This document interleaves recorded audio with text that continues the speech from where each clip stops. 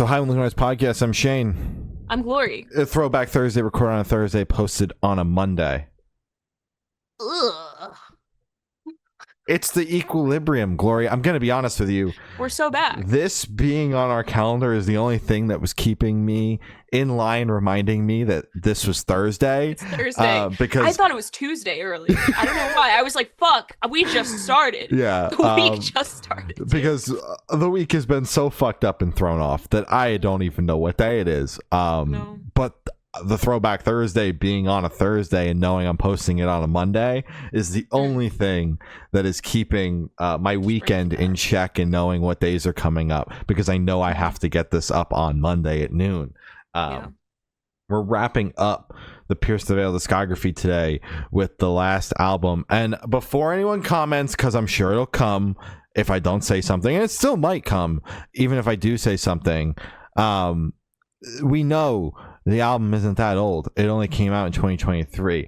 It's just the name of the series. The series is called Throwback Reviews. We're diving into the discography. There's no formal review of this album on our podcast channel, so we decided to throw it in here, even though we talked about it in one of the live streams when the album came out long 3 time years ago. Very long time ago. Jesus. Two and a half. 3 is way too long. That really threw me off. Sorry. Yeah, two and a half. Two and a half. But today we're chatting about Pierce the Veil's newest album, The Jaws of Life, came out in 2023. So just a quick little disclaimer there before someone's like, actually, the album only came out a year and a half ago, 2 years ago, whatever. No, I don't care. Got another 3 years to wait. Yeah, got another 3 years to wait before a new Pierce the Veil album. You know how the vibe is. I'll let Glory take this one because she's been talking about the Jaws of Life for the past 5 weeks now. So I think it's only fair to just let her rip into this. Yeah, so this is my favorite Pierce the Veil record. Oh my god, everyone just dropped their glasses and gasped and is shocked. I just fell out of my chair. I know you couldn't see it on camera, but I fell out of my chair. It's crazy because this is like the only thing that we post that isn't audio only, so people can clearly see No, I fell out of my chair so fast and got up that I went at the speed of light. Gotcha. Oh, it was that shocking. I couldn't believe cool. it. Couldn't believe it. So this is my favorite Pierce the Veil record. After going through their entire discography, I was worried that it would be displaced by an earlier record. Honestly, it got close. You know, it's still my number one, but fuck, I didn't realize how good they were. This record it came at the perfect time. This record is the reason why I know Don Broco now. Shout out Don Broco. Not because they were on the record, but because the tour for the record had them as support. So that's another reason why this record is very special to me. Shout out Don Broco. They were gonna get mentioned somehow. The ability to mention Don Broco at every point never ceases to amaze me. It's a skill, man. It's a skill. So I think this record is absolutely incredible. Dare I say, flawless. I do believe every single song on this record is fucking crazy. It definitely takes on kind of the softer, slower side of Pierce the Veil, compared to their other records, like the Whirlwind that is, what's the one with the house on the front? Collide with the Sky. Collide with the Sky, where that is definitely, I think, the heaviest point in their discography because it's kind of hit after hit after hit.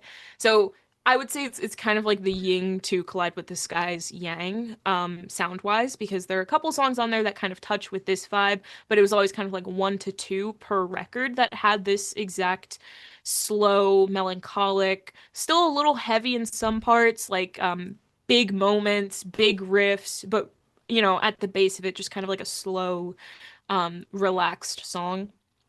I think it's great. God, fuck. I've spent so much time with this record that I didn't even have to listen to it this morning. It's like the Don Broco discography review all over again, where I didn't even listen to shit. Every single review, I went in with just core knowledge that I have of this record. Death and Executioner is possibly one of the best openers that Pierce the Veil has done, only second to Besitos, which is their best opener ever, and honestly, their best song ever. Yeah, I would put it at number 1, and then, you know, fucking Jaws of Life is probably number 2. I fucking love that song. Death and Executioner is incredible. Past the Nirvana is also fucking insane. That was their debut song. That was their introduction song for this record. Even When I'm Not With You, I think is good. I think it's a great solid song. Emergency Contact is sad as shit. Flawless Execution is fucking crazy. Jaws of Life is my favorite song. Damn the Man Save the Empire, another song where it's kind of slow, but it builds up. It's a great track. Resilience is great. Irrational Fears interlude. It's an interlude. What the fuck do you want me to say? Shared Trauma, great. So Far So Fake. I love you. 12 Factions is also incredible because it has the Chloe Morando feature. And it's the slower, kind of cutesy. It's not cutesy, but it's just like slow, sad track. I mean, they definitely don't end it on a high note with this record, which I think fucks up the flow a little bit because typically they end it with at least a bang, but on this one, it just feels like the whole record, in a good way for me, is kind of like a flat line, respectfully. But it's good. I love it. Yeah. Yeah, that's my problem with this record, is exactly one of the last things you said, and it's the flat line of the album, and there not being much of anything going on in terms of movement in the sonics. It's very much just the same thing for the entire record, and for me, the flow of it ultimately kind of drones on, especially as the album gets closer to the end. It's like, holy fuck, there really hasn't been much of a sonic shift since the beginning, because I do think the top of the record is pretty solid and has some variety to it, with Death of an Executioner being a fantastic opener, Past the Nirvana being the peak of the album for me, with it being the heavy song on the album, and really kind of a tease as being the first single, thinking we're going to get one thing, and then the rest of the record being a total another thing. I remember being so excited about this song, and then the rest, and then being so disappointed by everything else. And then you and everyone else, that was like the main thing that I read, was like everyone was like, what the fuck happened? It's like they finally got something going with Past the Nirvana, and then the rest of the record, they just kind of like chucked it out. Respectfully, again, this is my favorite Pierce the Veil record. I'm kind of shitting on it, but I love it. It's incredible. Shout out Pierce the Veil. Even When I'm Not With You and Emergency Contact are both great songs as well. There's a reason why Emergency Contact was a single.